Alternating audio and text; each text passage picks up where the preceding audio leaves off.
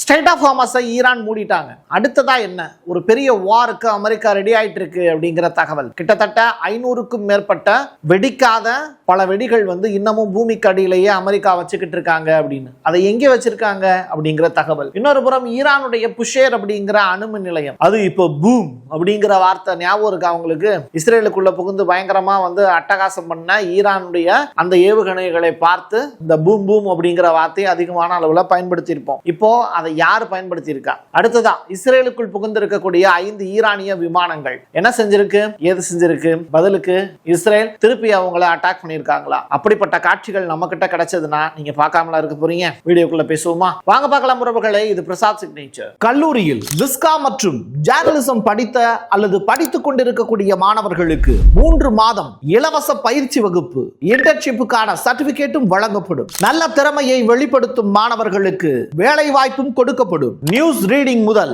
Sub editor வரை அனைத்தும் கற்க நல்லதொரு வாய்ப்பு. கல்லூரி வாசலை கடந்து வாருங்கள் மாணவர்களே. இது Prasad signature media broadcasting private limited. உங்களுடைய தொழில் சம்பந்தமான விளம்பரங்களை நமது சேனலில் ஒளிபரப்ப உங்களுக்கான அருமையான வாய்ப்பு. ஒரு மிசைலுக்கு ஒருத்தன் செத்தே போயிட்டாங்க அப்படின்னு சொல்ற அளவுக்கு தான் குவைத் மீதான ஈரானிய தாக்குதல்ல 3 அமெரிக்க வீரர்கள் இறந்து போயிருக்காங்க அப்படிங்கிற அந்த ருசிகர தகவல்களாக சில பேருக்கு இருக்கலாம், சில பேருக்கு வருத்தமான செய்தியாக இருக்கலாம். அமெரிக்காவினுடைய இந்த அட்டாக் MS அப்படிங்கிற ஏவுகணை அமைப்பின் மீது 3 பாலிஸ்டிக் ஏவுகணைகளை ஈரான் வீசியிருக்காங்க. நான் ஏற்கனவே சொல்லியிருக்கேன், ஈரான் அதிகமான அளவுல வரக்கூடிய காலங்களில் பயன்படுத்த போறது பாலிஸ்டிக் மிசைல் தான். சோ அப்படிப்பட்ட பாலிஸ்டிக் மிசைலை வச்சு ஒரு பெரிய அட்டாக்கை இங்க நடத்திருக்காங்க, குவைத்தில் நடத்திருக்காங்க. எல்லாமே US பேஸ் மேல தான் நடத்திருக்காங்க. பயங்கரமான ஒரு கரும்புகை ஏற்படுது. அங்கே வேலை பார்த்துக்கிட்டு இருந்த 3 அமெரிக்கர்கள் சம்பவ இடத்திலே இறந்து போயிட்டாங்க அப்படிங்கிற தகவல். பெரிய அளவிலான பொருட்சேதமும் அந்த இடத்துல ஏற்பட்டிருக்கிறதா இப்போ குவைத் அரசாங்கம் உறுதிப்படுத்தி இருக்காங்க.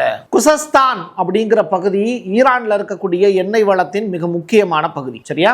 இந்த ஒரு பெரிய இடத்துல ஒரு விமான படைத்தளமும் இருக்கு. ஈரானுடைய முக்கியமான விமான படைத்தளம் மீது அமெரிக்கா ஒரு அட்டாக்கை நடத்தியிருக்காங்க. அதுக்கு பேர் தான் ஒமிடியே அப்படிங்கிற இந்த வணிக ரிலேட்டடான விமானத்தளம் கிடையாது. இது ஈரானுக்கு சொந்தமானது. முழுக்க முழுக்க இந்த விமானப்படை தளத்துல அமெரிக்காவினுடைய வான்வெளி தாக்குதல்னால இது முழுமையா டேமேஜ் ஆயிருக்கு அப்படிங்கிற தகவல். F4 பேண்டம் அப்படிங்கிற ரக விமானங்கள் இங்க இருக்கு அப்படிங்கிறது. இது எல்லாமே இப்போ டெஸ்ட்ராய் ஆயிடுச்சு அப்படின்னு சொல்றாங்க. ஈரான் இது தொடர்பான வீடியோ காட்சிகளையும் இப்போ ஐக்கிய நாடுகள் சபைக்கு அனுப்பிச்சிருக்காங்க அப்படிங்கிற அந்த ரிப்போர்ட். சரி, அந்த விமானப்படை தளம் எப்படி எரிஞ்சது அப்படிங்கிறது தொடர்பான காட்சிகளும் நம்ம கையில சிக்கிருக்கு. பாருங்க, இது முழுக்க முழுக்க அந்த விமானப்படை தளத்துல அமெரிக்கா நடத்தி இருக்கக்கூடிய தாக்குதல்ல எப்படி எரிஞ்சுகிட்டு இருக்கு அப்படிங்கிறது தொடர்பான விவரங்கள். இது அப்படியே ஐக்கிய நாடுகள் சபைக்கு ஈரான் அனுப்பிச்சிருக்காங்க அப்படிங்கிற லேட்டஸ்ட் ரிப்போர்ட்டும் வெளியாயிருக்கு. நீ மட்டும்தான் என்னைய அட்டாக் பண்ணுவியா, நான் திருப்பி அட்டாக் பண்ண மாட்டேனா அப்படின்னு இப்போ ஈரான் நினைப்பாங்கல்ல. அந்த வகையில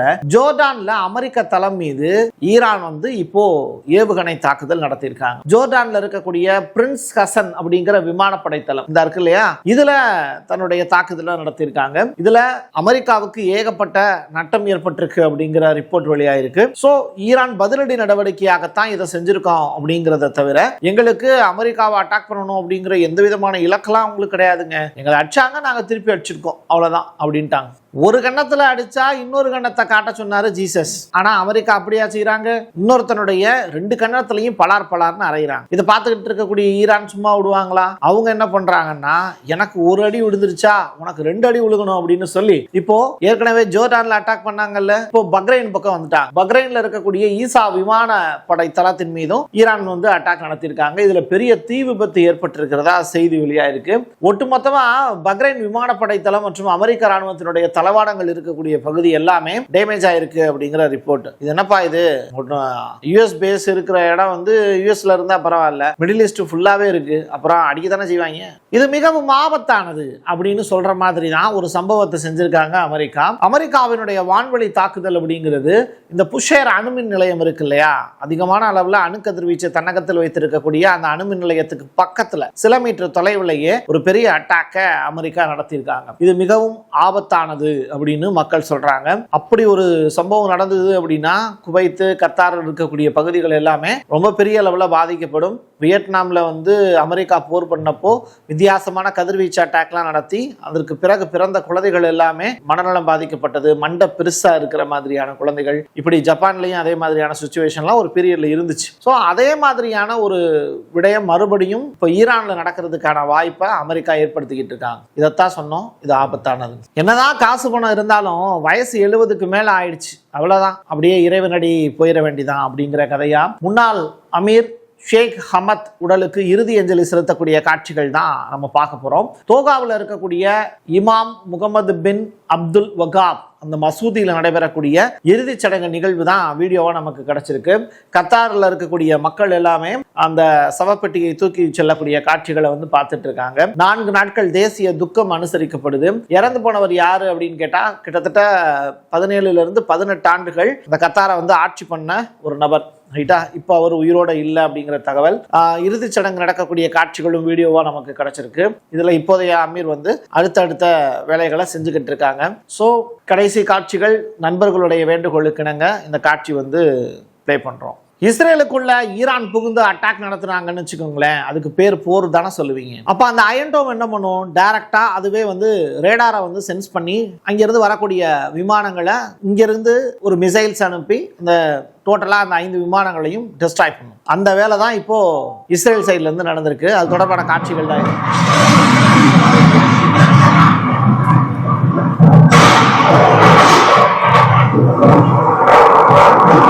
இப்படி ஃபுல்லா 5 விமானங்களையுமே தன்னுடைய எல்லைகளுக்குள் பறந்த அந்த 5 ஈரானிய விமானங்களையுமே இஸ்ரேலுடைய அயன் டோம் வந்து சுக்குநூறாக உடைத்திருக்கிறது. அது தொடர்பான காட்சிகள் தான் நம்ம பார்த்திருக்கோம். ரொம்ப நாள் ஆச்சு சீனாவினுடைய அதிபர் யாரு ஜி ஜின்பிங் அவர்கள் பேசி. அவர் என்ன தெரியுமா பேசியிருக்காரு, மிடில் ஈஸ்ட்ல இருக்கக்கூடிய பல்வேறு நாடுகள் இருக்கு, ஆனா உங்க நாட்டுக்குள்ள நீங்க உங்களுடைய விமானப்படை தளத்தையோ உங்களுடைய டெவலப்மெண்ட்டையோ செஞ்சுக்கிட்டா பரவாயில்ல, உங்க நாடு முழுவதுமே யூஎஸ் பேஸா தான் வச்சிருக்கீங்க. அப்போ சண்டையை நிறுத்துறதுக்கு ஒரு வழி இருக்கு, உங்க மேல ஈரான் தாக்குதல் நடத்தாம இருக்கிறதுக்கும் ஒரு வழி இருக்கு. உங்களுடைய நாட்டில் இருக்கக்கூடிய யூஎஸ் பேஸ் எல்லாத்தையுமே அப்புறப்படுத்தி இருக்கு, ப்ராப்ளம் ஷார்ட் அவுட் ஆயிடும். ஸோ ஈரானுக்கும் அமெரிக்காவுக்கும் இடையில மட்டுமே அந்த வார் இருக்குமே தவிர உங்களுடைய நிலப்பகுதி பாதிக்கப்படாது. இதை செய்யறதுக்கு உங்களால முடியும், அதை நீங்க செஞ்சே ஆகணும் அப்படிங்கிறத இப்போ சீன அதிபர் ஜி ஜின்பிங் அவர்கள் ரெக்வஸ்டா கொடுத்திருக்காங்க. ட்ரம்ப் பேசுறத ஒரு அங்கீகரிக்கப்பட்ட வார்த்தைன்னு நம்மளால எடுத்துக்கவே முடியலங்க. ஏன்னா இன்னைக்கு ஒண்ணு பேசுறாரு, நாளைக்கு ஒண்ணு பேசுறாரு. இப்படி பேசுற மனுஷன்ட்ட நம்ம மக்கள்கிட்ட என்னத்தை சொல்றது? இருந்தாலும் அவர் சொன்ன விஷயத்தை அப்படியே நான் உங்கள்கிட்ட சொல்லிடுறேன். ஈரானியர்கள் மிகவும் தீய மற்றும் மனநிலை சரியில்லாதவர்கள், இதை ஏற்கனவே சொல்லியிருக்கார். பட் நேற்றைய தினம் ஒரு ஒப்பந்தத்தை, மிகச்சிறந்த ஒரு ஒப்பந்தத்தை அவங்க ஏத்துக்கிட்டாங்க. அதன்படி அவர்கள் தங்களுடைய அணுசக்தி திட்டத்தை கைவிட்டனர், எல்லாவற்றையும் எங்களிடம் ஒப்படைத்து விட்டனர் அப்படிங்கிற ஸ்டேட்மெண்ட்டை சொல்லிவிட்டார். சொல்லிட்டு அந்த மீட்டிங் இருக்கும்ல, அதை முடிச்சுட்டு நாங்க வெளியில வந்தோம். வெளியில வந்ததற்கு 1 மணி நேரத்துக்குள்ளதாகவே ஒரு கப்பலின் மீது ட்ரோன் தாக்குதலை ஈரான் நடத்தினாங்க. அப்பதான் உங்களுக்கு மனநிலை சரியில்லை அப்படிங்கிறத நான் வந்து பிரஸ் மீடியாவுக்கு சொன்னேன். அப்ப நான் சொன்னது சரியா தப்பான்னு நீங்களே யோசிச்சு பாருங்க மக்களே அப்படின்னு கேள்வி கேட்டிருக்காரு. நல்லா கேட்டுக்கோங்க, நம்ம வார்ல ரொம்ப முக்கியமான கட்டத்துல நிக்கிறோங்க. இந்த யுஎஸ்எஸ் இந்த ஐசன்ஹவர் அப்படிங்கிற அந்த ஷிப் இப்போ டைரக்டா வந்து மிடில் ஈஸ்ட்ல இருந்து கிளம்பிருச்சு அப்படிங்கிறாங்க. ஈரான் கொடுத்திருக்கக்கூடிய வார்னிங்கின் அடிப்படையில் அந்த போர்க்கப்பல் மறுபடியும் அமெரிக்கா சைட்லயே திரும்பி இருக்கு, ஈரான் பக்கம் போல அப்படிங்கிற தகவல். அப்போ அமெரிக்கா ஏற்கனவே 20க்கும் மேற்பட்ட போர்க்கப்பல்களை மிடில் ஈஸ்டை நோக்கி நகர்த்துச்சுன்னு நான் செய்தி சொல்லியிருந்தேன். இப்போ அதுல ஒரு கப்பல் வந்து என்ன ஆயிடுக்கு, பேக் அடிச்சிருக்கு. ஒண்ணு. ரெண்டாவது, இந்த ஏர்ஃபோர்ஸ் 1 விமானத்தினுடைய ஒரு ரஷ்ய பதிப்பு அப்படின்னு வச்சுக்கலாம். எங்க அமெரிக்காவில் இருக்கக்கூடிய ஒரு விமானம் மாதிரியே இங்க ஒரு டூம்ஸ்டே விமானம் ஒன்று இருக்கு. அது மட்டும் இல்ல, ஒரு ஸ்பெஷலான ஒரு விமானம், 2 விமானம் Tu-214 அப்படிங்கிறது, இன்னொன்னு ரஷ்யாவோட ஏர்ஃபோர்ஸ் AN-148 அப்படிங்கிற இந்த 2 ஸ்பெஷல் விமானங்கள் இப்போ ஈரானுக்குள்ள போயிருக்கு அப்படிங்கிற தகவல். இப்போ இந்த Tu-214 இருக்குல்ல, இதை பற்றின முக்கியமான ஒரு விவரங்களை நான் அடுத்த வீடியோல சொல்றேன். இப்போ இது ஈரானுக்குள்ள போயிடுச்சு அப்படிங்கிற தகவலை மட்டும் நீங்க தெரிஞ்சு வச்சுக்கோங்க. சில பேர் வாழ்றதே இன்னொருத்தவங்களை அழிக்கிறதுக்காக மட்டுமே அப்படின்னு நினைப்பாங்க. அப்படிப்பட்டவங்கள ஒருத்தவங்க யார் தெரியுமா? US law maker Lindsey Croxton Abraham அப்படிங்கிற நபர் தான். இவருக்கு வயது 71. இப்போ உயிரோட இருக்காரான்னு கேட்டா இதுவரைக்கும் அவரை அழிச்ச விவரங்கள் எல்லாம் நான் சொல்றேன். இப்போ அவர் செத்து போயிட்டாரு. ஆனா இவர் ட்ரம்புக்கு ரொம்ப நெருங்கிய நண்பர். அவர் செஞ்ச சாதனைகளை சொல்லவா, இந்தியா மீது 500% இறக்குமதி வரி விதிக்கிறதுக்கு அவர் தான் ஐடியா கொடுத்தாரு. அவர் இன்னைக்கு உயிரோட இல்ல. இந்தியா, சீனா, பிரேசில் உள்ளிட்ட ரஷ்ய எரிசக்தியை இறக்குமதி செய்யக்கூடிய நாடுகள் மீது அதிகமான அளவுல வரி சுமத்தினா அமெரிக்கா மீண்டெழுந்துரும் அப்படிங்கிற ஐடியாவும் அவர் தான் கொடுத்தார். சோ தன்னுடைய பதவியை ரஷ்யாவுக்கு எதிராகவும் உலக நாடுகளுக்கு எதிராகவும் திருப்பி அமெரிக்காவுக்கு எப்படியாவது செல்வத்தை கொண்டு சேர்த்தரணும் அப்படிங்கிறதுல ரொம்ப தெளிவா இருந்தாரு. சோ இவர் ஒரு ரியல் எஸ்டேட் புரோக்கரா தான் தன்னுடைய வாழ்க்கையை நடத்திட்டு இருந்தார். ட்ரம்ப் மாதிரி தான் அவரும். அதனாலதான் ட்ரம்ப் தன்னுடைய கூட்டாளியா ரொம்ப காலத்துக்கு அவரை கூடவே வச்சிருந்தார். இப்படி மிடில் ஈஸ்டுக்குள்ள வார் தொடங்கிருச்சு. ஸ்டேட் ஆஃப் ஹார்மஸ் மூடிட்டாங்கிற அந்த ஒற்றை செய்தியோடு செய்தி சேனல்கள் உங்களுக்கு எதையுமே காட்ட மாட்டாங்க. பட் மிடில் ஈஸ்ட்ல ஒரு பெரிய வார் ஒன்று நடந்துகிட்டு இருக்கு ஈரானுக்கும் அமெரிக்காவுக்கும் இடையில. அதை ஒட்டுமொத்தமா நீங்க தெரிஞ்சுக்கணும் அப்படின்னா பிரசாத் சிக்னேச்சரை சப்ஸ்கிரைப் பண்ணிக்கோங்க. உங்களுடைய நண்பர்களுக்கும் உறவினர்களுக்கும் வீடியோக்களை ஷேர் பண்ணுங்க. என் கையெழுத்து என் மக்களுக்கானது உறவுகளே. மீண்டும் ஒரு பதிவில் சந்திக்கலாம். நன்றி, வணக்கம். கல்லூரியில் விஸ்கா மற்றும் ஜேர்னலிசம் படித்த அல்லது படித்துக் கொண்டிருக்கக்கூடிய மாணவர்களுக்கு 3 மாதம் இலவச பயிற்சி வகுப்பு, இன்டர்ன்ஷிப்புக்கான சர்டிபிகேட்டும் வழங்கப்படும். நல்ல திறமையை வெளிப்படுத்தும் மாணவர்களுக்கு வேலை வாய்ப்பும் கொடுக்கப்படும். நியூஸ் ரீடிங் முதல் சப் எடிட்டர் வரை அனைத்தும் கற்க நல்லதொரு வாய்ப்பு. கல்லூரி வாசலை கடந்து வாருங்கள் மாணவர்களே. இது Prasad signature media broadcasting private limited. உங்களுடைய தொழில் சம்பந்தமான விளம்பரங்களை நமது சேனலில் ஒளிபரப்ப உங்களுக்கான அருமையான வாய்ப்பு.